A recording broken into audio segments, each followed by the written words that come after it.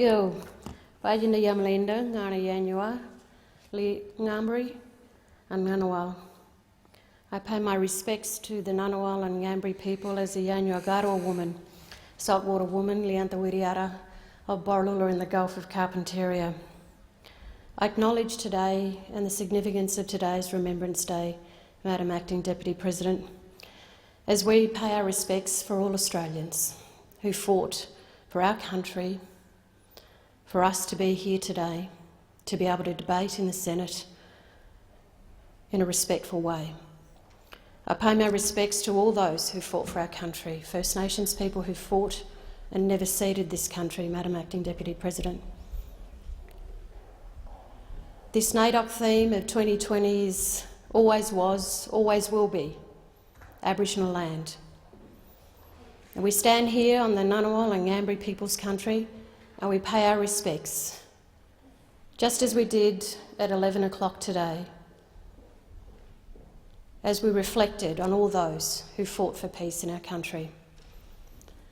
One of the most beautiful things about the ceremony today was seeing the Australian flag at half-mast, the Aboriginal flag at half-mast, and the Torres Strait Islander flag at half-mast at the Australian War Memorial. Knowing that those flags, those three flags that are our national flags, are being remembered on such a significant occasion as all Australians pay respects, is deeply significant for First Nations people. In every single war of our country, both abroad and the conflict within, First Nations people have been there. Aboriginal and Torres Strait Islander people have fought for our nation even when they were not citizens in this country. And that's what we remember as well on this day.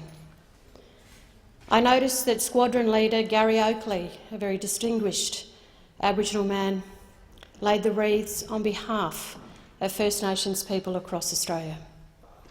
First Nations people in the Defence Force laid the wreath with the didgeridoo that played in the background.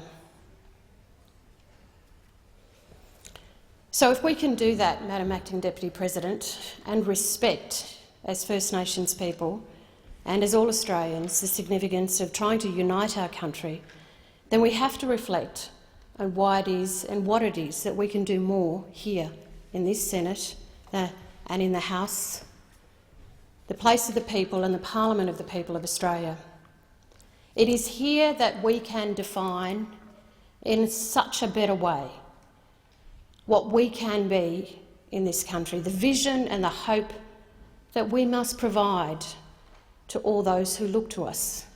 And yes, as cynical as they may be, as many Australians may be at different times, they do look to us.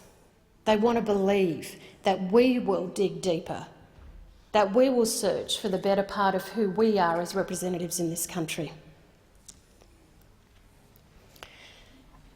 It's interesting to also note, Madam Deputy President, the history of NAIDOC. And I know my colleague, Senator Pat Dodson, spoke of that in his speech here this morning. It was in 1972, in December, Madam Deputy President, Acting Deputy President, that the Department of Aboriginal Affairs was established. After many decades, Aboriginal Islander people had wanted to be recognised for the sadness and the struggles and the fact that we hadn't ceded land in this country. From the 1930s to Mr Cooper, to the struggles through the Aboriginal Progressive Association, through to 1972 when the Department of Aboriginal Affairs was set up under the Whitlam government. 2 years after that, the NAIDOC Committee was officially established, the National Aboriginal Day Observance Committee, NAIDOC. And it was the first time they had Aboriginal people on that committee, all Aboriginal people. So goodness knows what the committee looked like before that. A couple of years later, as it went on, the NAIDOC Committee then became a part of ATSIC, which took on the role of caretaker for NAIDOC, and NAIDOC was always about keeping the struggle alive, always about reminding our country of the unfinished business. In the 1990s, it became the NAIDOC, NAIDOC, where Aboriginal and Islander people were included. So it became the National Aboriginal Islander Day Observance Committee. So we call it NAIDOC. I'm not sure many Australians would understand that history, but it's a significant story to know. And so when ATSIC was disbanded, what happened to NAIDOC? It floated. What happened to the committee? It floated.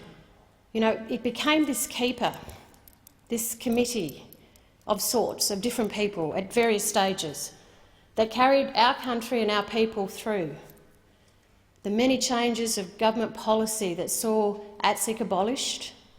So what happened to the NAIDOC committee? And at this moment, I'd like to also acknowledge the First Nations senators who've been here and stood here, beginning first with Senator Neville Bonner, then with Senator Aidan Ridgway, Senator Novus Peris, and of course Senator Lydia Thorpe, who's joined us, and also Senator Jackie Lambie and Senator Dodson and myself. You know, we hold the significance of that journey and story of our country through whatever ideological areas and parties we stand for. I don't think there's any taking away from the fact that we bring our country, our culture and our kin right here into this Senate. So it was Senator Aidan Ridgway who then was the acting chair of NAIDOC while there was still a time to work out what to do. And then eventually, from Aidan Ridgway, it went to the NAIDOC co-chairs. And I'd like to acknowledge the NAIDOC co-chairs since 2008, and that is Anne Martin and Ben Mitchell, who kept holding the flame for our country to respect First Nations people in our schools, in our education system, in the songs and stories in every state and territory jurisdiction.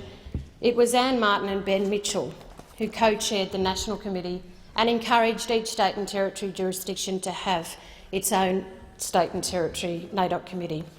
And then Pat Thompson and John Paul Janke, JP, our current members of the National NAIDOC Committee, who yesterday, after realising that we'd lost the vote here in the Senate, sent out a very important reminder to senators and to members in the House that we need to fly these flags. People say it's symbolism, but guess what? So was today. So is this beautiful poppy that I have above my heart. We don't diss symbols. We have to bring them together. We can chew and walk at the same time. We can have symbols, but we can have practical changes in institutions that can systemically change for the better, for our country, in a way that can unite us so much greater than even we could ever believe it can.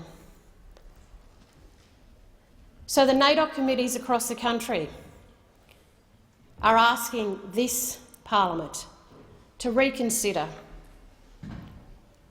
to know that symbolism is important, just as much as the practical issues we have to deal with. It is about unity, and it is about bringing our country together.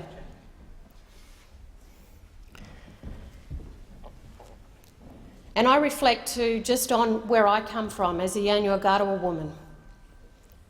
Yes, we have those issues. We have the issues of closing the gap, which we still need to do. But we also have the issue of being far generous of spirit, far gracious, and this Senate can do that. This Parliament can do that. You have the people around here who can guide us all through that. So on this NAIDOC Day, always was, always will be Aboriginal land. Let's do this together. Yeah. We've got one